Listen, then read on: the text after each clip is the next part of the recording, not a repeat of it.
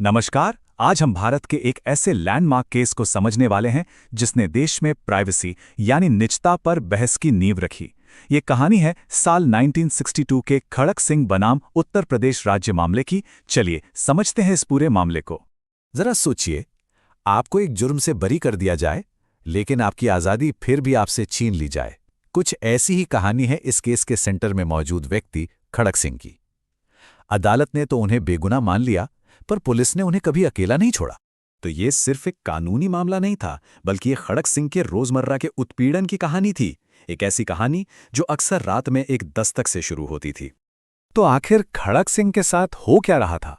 देखिए, उन्हें डकैती के एक केस में अक्यूज बनाया गया था, लेकिन कोर्ट ने उन्हें बरी कर दिया, मतलब नॉट गिल्टी। पर इसके बावजूद पुलिस ने उन्हें छोड़ा नहीं। यूपी पुलिस रेगुलेशंस के तहत उन्हें सर्वेलेंस यानी निगरानी पर रख दिया गया था। अब इसका मतलब क्या था? मतलब ये कि पुलिस रात में कभी भी उनके दरवाजे पर दस्तक दे सकती थी। इसे कहते थे डोमिसिलियरी विजिट्स। वो कहाँ जा रहे हैं, किससे मिल रहे हैं, हर चीज पर नजर रखी जा रही थी। यहां तक कि उनके घर पर छिपकर पहरा भी दिया जाता था। सोचिए, एक तरह से कभी न खत्म होने वाली निगरानी। अब इस लगातार की जासूसी और उत्पीड़न से तंग आकर खड़क सिंह इस मामले को सीधा सुप्रीम कोर्ट ले गए। और वहां देश की सबसे बड़ी अदालत के सामने व्यक्तिगत स्वतंत्रता को लेकर 3 बड़े सवाल रखे गए।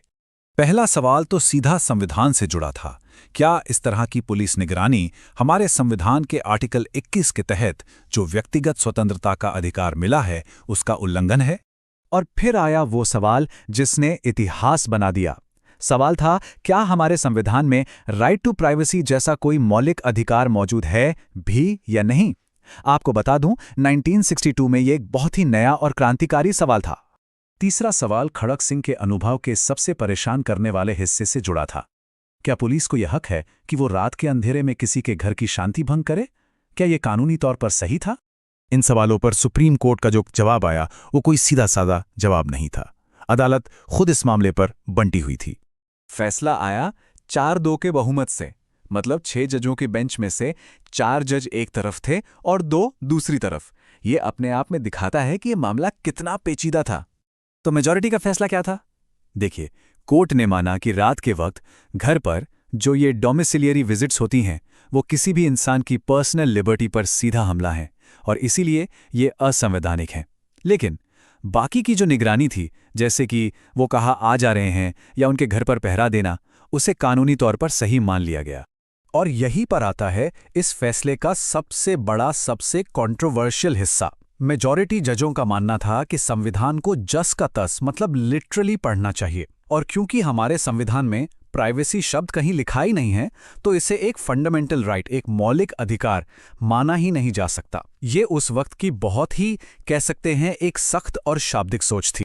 लेकिन रुकिए, कहानी यहां खत्म नहीं होती, क्योंकि बहुमत के इस फैसले के खिलाफ एक आवाज उठी, जस्टिस सुब्बा राव की। और उनकी इसी असहमति ने भारतीय कानून का भविष्य हमेशा के लिए बदल दिया। जस्टिस सुब्बा राव ने एक बेहद गहरा तर्क सामने रखा।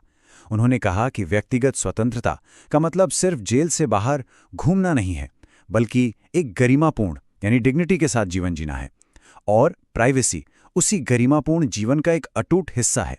ये एक ऐसा विचार था जो उस समय से बहुत आगे था। भले ही 1962 में जस्टिस सुब्बा राव की राय बहुमत से हार गई थी, लेकिन उनका वो विचार वो जिंदा रहा और वही विचार भारत में आज के प्राइवेसी कानून की नींव बना। तो देखिए, ये सफर पूरा कैसे हुआ।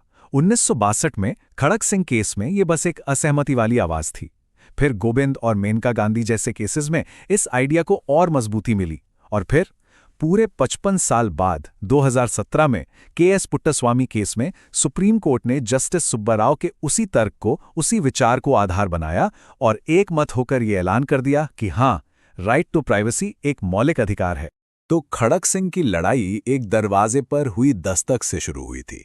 आज के डिजिटल युग में जब हमारी जिंदगी का हर पल डेटा और टेक्नोलॉजी से जुड़ा है, ये लड़ाई अब कहां और किस शक्ल में लड़ी जा रही है, ये एक ऐसा सवाल है जिस पर हम सबको सोचने